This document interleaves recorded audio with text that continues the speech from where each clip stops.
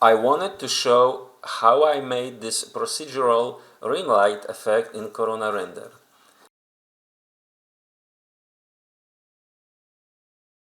This is my initial scene, just two lights and a basic material.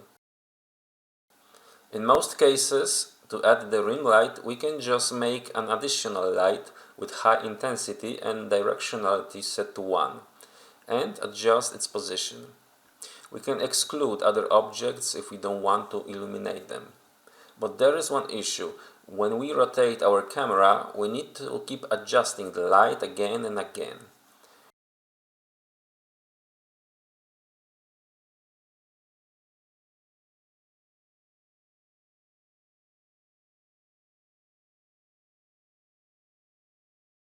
So we can recreate this effect using a shader instead. For this purpose, let's use a valve map, but not the standard one, but the one from the OSL maps library. This one is a bit more flexible and allows us to set the fixed direction. Let's put it into self-illumination slot and boost the self-illumination value.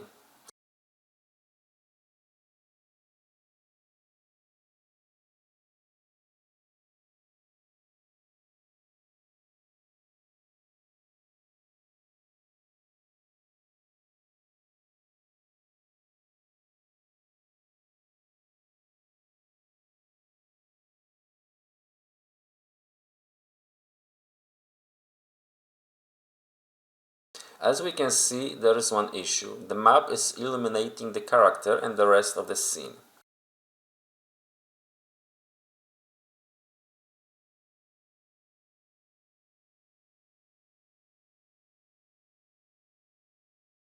To fix this, let's use Corona Ray Switch material.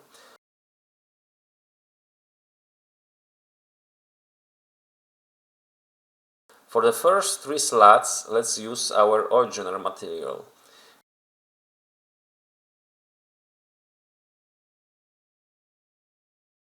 But for the direct override slot, let's make a copy of our material. And now add the valve map to its self-illumination slot.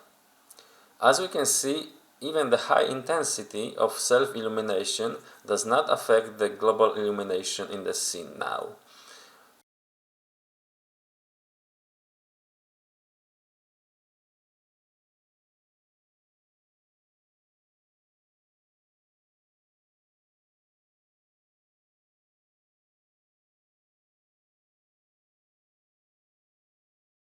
To add another ring light, we can use the composite map.